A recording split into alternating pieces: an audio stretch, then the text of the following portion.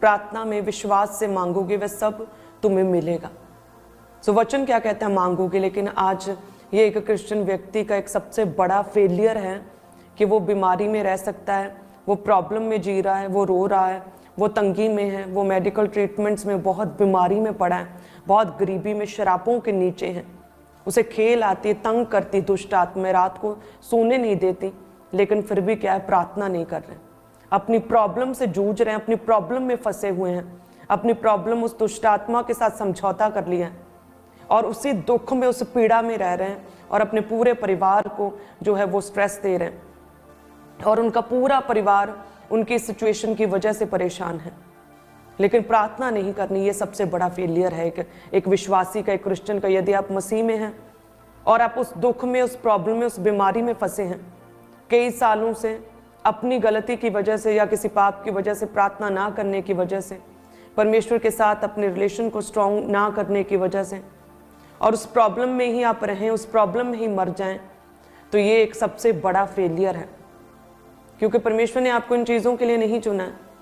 प्रभु कहते उत्तम से उत्तम दाख रस, उत्तम से उत्तम ताजा मसा देने के लिए परमेश्वर ने आपको चुना।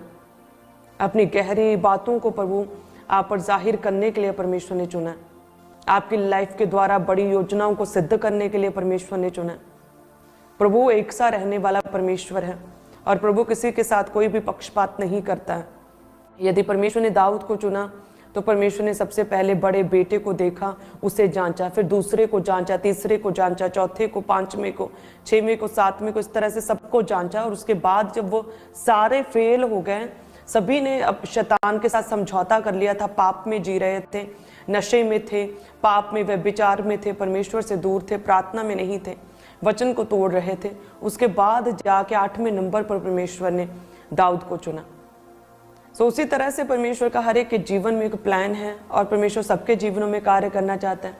लेकिन यदि कोई व्यक्ति परमेश्वर में आए ही ना, प्रभु से विनती ही ना करे, प्रभु से प्रार्थना में मांगे ही ना, परमेश्वर पर विश्वास ही ना करे, तो फिर परमेश्वर कैसे उसे उन चीज़ों को जो प्रभु ने उसके लिए रखी हैं, वो हीलिंग पावर, वो डिलीवरेंस, वो छुटकारा, वो सक्सेस, वो ग्रेट टेस्टमनीज, वो दूसरों के लिए आशीषों का सोर्स, फिर परमेश्वर कैसे बनाए।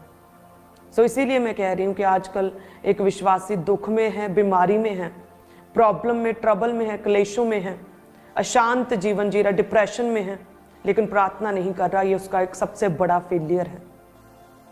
प्रभु क्या कहते हैं मत्ती 21:22 में कि जो कुछ तुम विश्वास से मांगोगे यानी कि मुंह को खोल के मांगोगे, विश्वास में मांगोगे, वह सब तुम्हें मिलेगा। वो सब कुछ परमेश्वर कहते हैं मैं तुम्हें दूंगा। सोचों से भी बढ़कर परमेश्वर देने की सामर्थ्य रखते हैं। आप जानते हैं हमारी टेस्टमनीज को, आप जानते हैं यूसुफ की टेस्टमनी को, आप जानते हैं मूसा की टेस्टमनी को, आप जानते हैं यहोशू की टेस्टमनी को, आप जानते हैं दाऊद की टेस्टमनी को, आप जानते सुलेमान ने जब बोया, इतना बोया जितना आज तक कभी किसी ने ना तो उससे पहले बोया था ना उसके बाद बोया था। उसने बुद्धि और समझ मांगी कि प्रभु इज़राइल को, तेरी प्रजा को चलाने के लिए मुझे बुद्धि दे, खुदावंद मुझे सामर्थ्य, विजडम दे।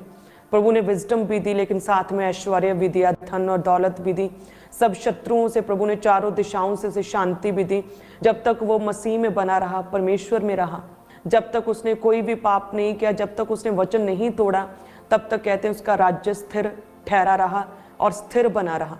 सोचिए, परमेश्वर एक सा रहने वाला परमेश्वर है और प्रभु कहता है कि यदि तुम बहुत अच्छे हो तो क्या केवल अच्छे होने से तुम अपने जीवन में वो चीज़ों को पा सकते, ग्रहण कर सकते हो जो मैंने तुम्हारे लिए रखी हैं?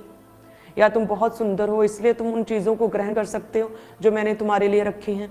या तुम बहुत पढ़े लिखे हो, बहुत एजुकेटेड हो, वेल मैनर्ड हो, सो इसलिए वो चीज़ें जो मैंने तुम्हारे लिए रखी तो वो तुम पा सकते हो? वचन क्या कहता है? जो कुछ तुम विश्वास से प्रार्थना में मांगोगे।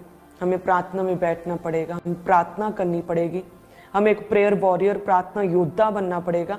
हमें अपनी प्रार्थनाओं को, अपनी विनतियों को परमेश्वर के आगे रखना पड़ेगा, तब परमेश्वर